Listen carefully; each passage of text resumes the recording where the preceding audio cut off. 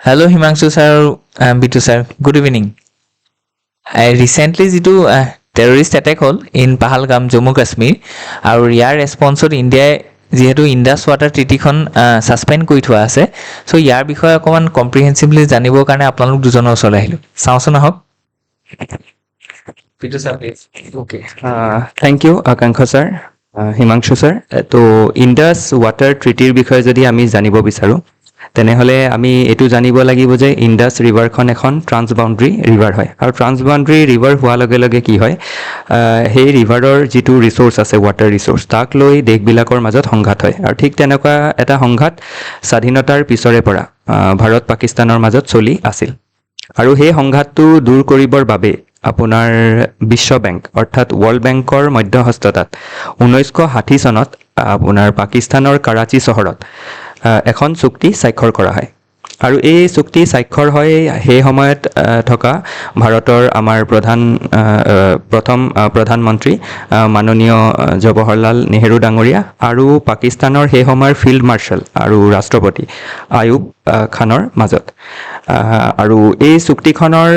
পিছতে আপোনাৰ এনেকুৱা হয় যে ইণ্ডাছ ৰিভাৰ ছিষ্টেমত 6খন ৰিভাৰ আছে তো 6খনৰ যি আপোনাৰ পশ্চিম দিশৰ বা ৱেষ্ট ছাইডৰ যিখিনি ৰিভাৰ আছে যেনেকৈ আপোনাৰ চেনাব আছে আৰু ঝেলাম আছে আৰু ইণ্ডাছ আছে তো এই তিনিখনৰ 75% যিটো ৱাটাৰ আছে ৱাটাৰ ৰিচ'ৰ্চ আছে সেইটো পাকিস্তানে ব্যৱহাৰ কৰিব পাৰিব আৰু ৰেষ্ট 25% ইণ্ডিয়াই ব্যৱহাৰ কৰিব পাৰিব ইয়াৰ উপৰি যি আৰু তিনিখন আপোনাৰ ইষ্টাৰ্ণ ৰিভাৰ আছে আপোনাৰ তাতে ৰবি আছে সতলজ আৰু বিয়াছ সেইখিনি ভাৰতে ব্যৱহাৰ কৰিব পাৰিব কিন্তু এতিয়া সম্প্ৰতি যি আপোনাৰ বৰ্বৰ সন্ত্ৰাসবাদী আক্ৰমণ দেখা গ'ল তাৰ প্ৰত্যুত্তৰ হিচাপে ভাৰতবৰ্ষই যিখন ইণ্ডাছ ৱাটাৰ ট্ৰিটি আছে বা চুক্তি আছে তাৰ পৰা প্ৰত্যাহাৰ কৰিছে প্ৰত্যুত্তৰ হিচাপে তো বাকী ইয়াৰ যিটো হিষ্টৰিকেল এংগেল আছে সেইটো আমাৰ হিমাংশু ছাৰে ভালকৈ বুজাব পাৰিব মই তেখেতলৈ আগবঢ়াই দিছোঁ Thank you, Bitu sir. Thank you, Akankha sir. So, এতিয়া আমি হিষ্টৰিকেল অলপ পইণ্ট অফ ভিউটো ইয়াৰ চাই লওঁ যে ইণ্ডাছ ৰিভাৰ ট্ৰিটি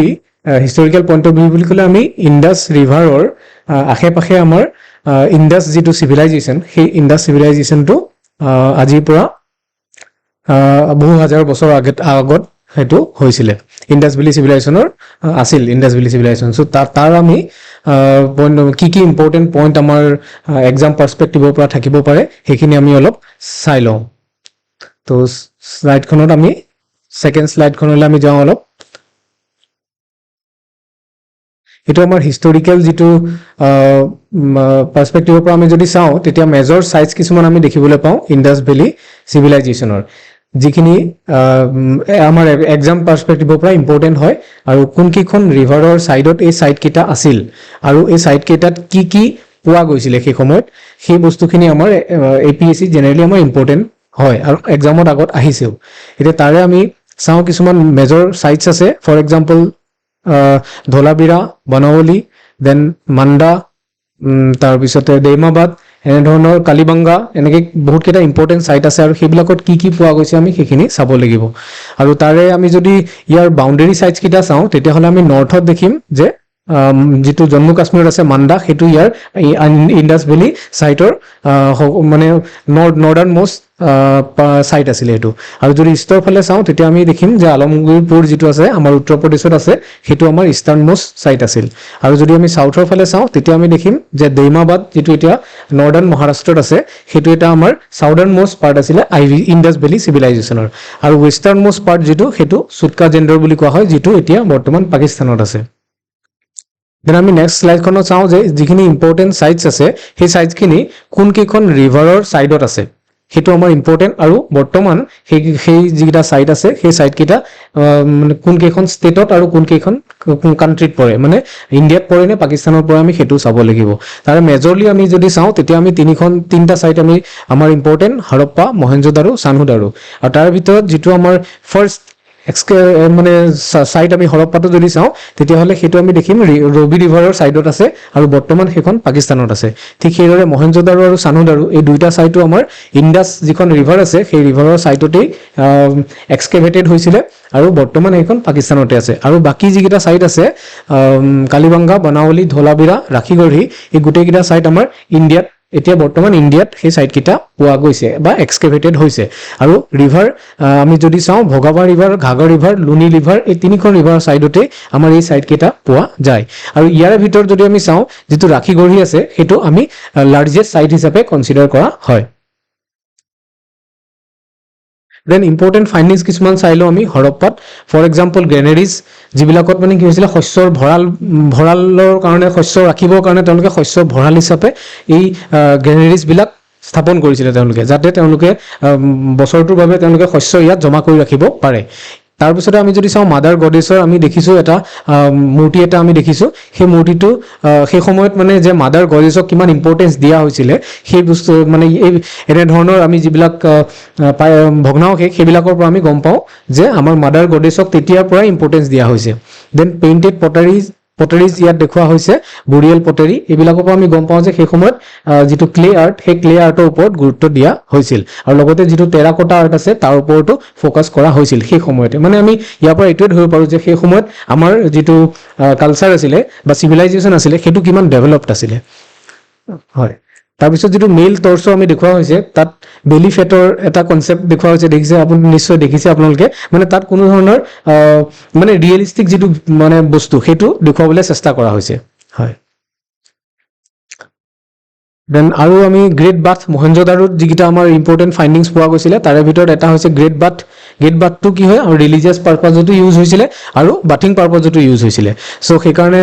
গ্ৰেট বাথটো এটা ইম্পৰ্টেণ্ট পইণ্ট আৰু এইটো মহেঞ্জোদাৰোত পোৱা গৈছিলে। দেন পশুপতি যি শিৱা তাৰ সেই যি পশুপতি শিৱাৰো আমি এটা ভগ্নাৱশেষ পোৱা গৈছিল। ইয়াৰ উপৰিও বিয়েৰ্ডেড মেন, প্ৰিষ্ট কিঙৰ যি বিয়েৰ্ডেড মেন সেইটো ইয়াত মানে ইণ্ডাছ ভেলী ছাইটত পোৱা গৈছিলে মহেঞ্জোদাৰোত। দেন ওমেন ডান্সাৰ যি ত্ৰিভংগা পজিশ্যনত ডান্স কৰি থকা এটা আমাৰ মানে ষ্টেচু পোৱা গৈছে যিটো আমাৰ ব্ৰঞ্জৰ আছিলে। চ' আমি ইয়াৰ পৰা এইটো আমি জানিব পাৰোঁ যে সেই সময়ত ব্ৰঞ্জ কাষ্টিঙৰ ওপৰতো যথেষ্টখিনি ফ'কাছ কৰা হৈছিলে। চ' ইয়াৰ পিছত আমি অলপ জিঅ'গ্ৰাফিকেল পইণ্টটো চাই ল'ম। চিলছবিলাকৰ কথাও অলপ আমি চাব পাৰোঁ যে চিলছবিলাক কেনেকুৱা আছিলে। ইউনিকৰ্ণ ইউজ হৈছিলে তাত। ইউনিকৰ্ণ যিটো মষ্ট চেক্ৰেড এনিমেল হিচাপে তাক কনচিডাৰ কৰা হৈছিলে সেই চিলছবিলাকত ইউজ হৈছিলে সেইটো। দেন আমি স্বাস্তিক চিম্বল যিটো আছে আমাৰ যিটো আমি আমাৰ চেক্ৰেড এটা চিম্বল হিচাপে ইউজ কৰোঁ হিন্দুইজিমৰ। চ' সেই চিম্বলটো সেই ইণ্ডাছ ভেলী চিভিলাইজেশ্যনৰ সময়তে ইয়াৰ উৎপত্তি হৈছিল বুলি আমি ক'ব পাৰোঁ। নেক্সট আমি আজিও আমি ব্যৱহাৰ কৰি আছোঁ তেতিয়াৰ দিনৰ পৰা। গতিকে নেক্সট আমি অলপ জিঅ'গ্ৰাফিকেল পইণ্টটো চাই লওঁ, সেইটো আমাৰ আকাংক্ষ ছাৰে বুজাই দিব ভালকৈ। থেংক ইউ, বৰ ধুনীয়াকৈ বুজাই দিছে। চ' আমি যদি জিঅ'গ্ৰাফিকেল পইণ্টটো চাওঁ তেতিয়াহ'লে বিটু ছাৰে বৰ ধুনীয়াকৈ কৈছে যে ইণ্ডাছখন এখন ট্ৰান্স বাউণ্ডেৰী ৰিভাৰ হয়। চ' গতিকে ইয়াৰ অৰিজিন হৈছে চাইনাত, কিন্তু সি অকণমানকৈ সোমাই আহিছে আমাৰ ইণ্ডিয়ালৈ আৰু তাৰপিছত ই মেজৰিটি পাৰ্ট মানে পাকিস্তানৰ থ্ৰুৱেদি গৈ পেলাই আৰবিয়ান চিত পৰিছেগৈ। চ' গতিকে এতিয়া ইণ্ডাছ ৰিভাৰৰ মানে ৱাটাৰ শ্বেয়াৰিঙৰ ওপৰতে যিহেতু গোটেই কথাটো আছিলে, চ' গতিকে ইয়াত যদি আমি চাওঁ যে ইণ্ডাছখনৰ ৰাইট বেংক ট্ৰিবিউটাৰী হৈছে এই গিলগিট, শ্বায়ক এইখনৰ কথা কিন্তু APSCত অহাৰ চান্সেছ আছে। ঠিক আছে, আৰু যদি আমি লেফ্ট বেংক ট্ৰিবিউটাৰীৰ কথা চাওঁ তেতিয়াহ'লে আমি দেখিম যে ইয়াতে এটা মানে 5খন ৰিভাৰ আছে আৰু পঞ্জাৱ নামটো তাৰ পৰাই আহিছে বুলি ক'ব পাৰি। যে যেনেকৈ একদম নർത്থাৰ্ণ মোষ্টখন ইয়াতে সেই নৰ্থ টু চাউথ সজাবলৈ খুবকৈ আহে, নহয় জানো বাৰু? যে ঝেলামখনৰ কথা একদম নৰ্থাৰ্ণ মোষ্ট, তাৰপিছত চেনাব আছে, তাৰপিছত ৰবি আছে, তাৰপিছত ইয়াতে বিয়াছ আছে, তাৰপিছত ছাটলেজখন আছে। ইয়াতে আকৌ এনেকুৱা ধৰণৰ কথাও সোধে যে ট্ৰান্স বাউণ্ডেৰী ৰিভাৰ এই গোটেই ছিষ্টেমটোত দুটা আছে, যে এখন ৰিভাৰ হৈছে ইণ্ডাছখন নিজে আৰু এখন হৈছে ছাটলেজখন। আৰু বাকী বিয়াছ নামৰ যিখন ৰিভাৰ আছে সেইখনৰ অৰিজিন হৈছে ইণ্ডিয়াত আৰু ইণ্ডিয়াতে শেষো হৈছে, মানে কমপ্লিটলি ইণ্ডিয়াৰ বাউণ্ডেৰীৰ মাজতে সেইখন আছে। চ' সেইখনৰ লগত শ্বেয়াৰিঙৰ কোনো কথা নাই উইথ দ্য পাকিস্তান। কিন্তু বাকী সেইকাৰণে সেইটো এটা ৰিজন যে আমাৰ ইষ্টাৰ্ণ পাৰ্টকেইটা আমাক যে দিলে আৰু বাকীখিনি পাৰ্ট মানে পাকিস্তানৰ কাৰণে সেইকেইটাই হৈছে মানে ৰাইচ বাউল, তেওঁলোকৰ গোটেই মানে ধৰি লওক লাইভলিহুডৰ কাৰণে বহুত ইম্পৰ্টেণ্ট হয়। চ' ইয়াত যদি আমি অৰিজিন চাওঁ আৰু ইয়াতে এইটোও ইম্পৰ্টেণ্ট হয় যে লাডাখৰ যিটো ঝাস্কাৰ আৰু লাডাখ ৰেঞ্জ আছে সেই দুটা ৰেঞ্জৰ মাজেদি এই ৰিভাৰখন পাৰ হৈ গৈছে। চ' কেতিয়াবা তেনেকুৱাও সুধিব পাৰে, কাৰণ কি APSC আজিকালি এনেকুৱা সোধে যিটো বস্তু কাৰেণ্টত আছে তাৰ ডিফাইন ডাইমেনশ্যনৰ পৰা ষ্টেটমেণ্ট উলিয়াই পেলাই আমাক দিয়ে নহয় জানো চ' গতিকে সেইকাৰণে আমি প্ৰয়াস কৰিছোঁ যে পলিটিকেল হিষ্টৰিকেল আৰু জিঅ'গ্ৰাফিকেল এংগুলখিনি একেচাতে যাতে এটা কণ্টেণ্টত থাকে হয়নে নহয় চ' নেক্সট যদি আমি চাওঁ যে ইয়াৰ ৰিলেটেড আৰু কথা আছে যে আমাৰ এই যিটো ডিছপিউটেড এই টেৰিটৰীটো যিটো আছে জম্মু এণ্ড কাশ্মীৰ যদি আমি কওঁ কাৰণ কি আমাৰ 1948 ৱাৰৰ সময়ত আমাৰ LOC-ডাল ইয়াত ডিমাৰ্কেট কৰা গৈছিলে আৰু LOC ডিমাৰ্কেট কৰাৰ পিছলে কি হৈছে যে অক্সয় চীন নামৰ যিটো জেগা আছে এইটো মানে চাইনাক দি দিয়া গৈছিলে পাকিস্তানে তো গতিকে অক্সয় চীনৰ লোকেশ্যনটো ইম্পৰ্টেণ্ট হয় চ' মানে জম্মু কাশ্মীৰ কাৰণ কি আজিকালি জম্মু কাশ্মীৰখন এইখিনি দুটা ভাগ হৈ গ'ল এইফালে লাডাখ আছে চ' গতিকে UPSC-টো এবাৰ সুধিছে যে যদি আমি লাডাখৰ পাৰ্সপেক্টিভৰ পৰা চাওঁ তেতিয়াহ'লে অক্সয় চীনৰ ডাইৰেকশ্যনটো নৰ্থ ইষ্টত আছে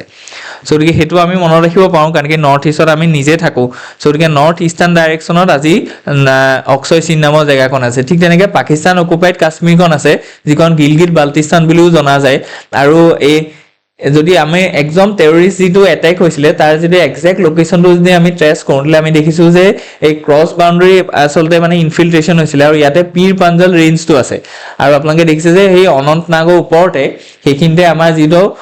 পাহালগাম যিটো ৰিজন আছে পাহালগাম এখন ডিষ্ট্ৰিক্ট হয় তাৰ ভিতৰতে বৈচাৰান নামৰ যিখন একচুৱেলি জেগা আছে ভেলি সেইটো যদি সেইটো এটা মিড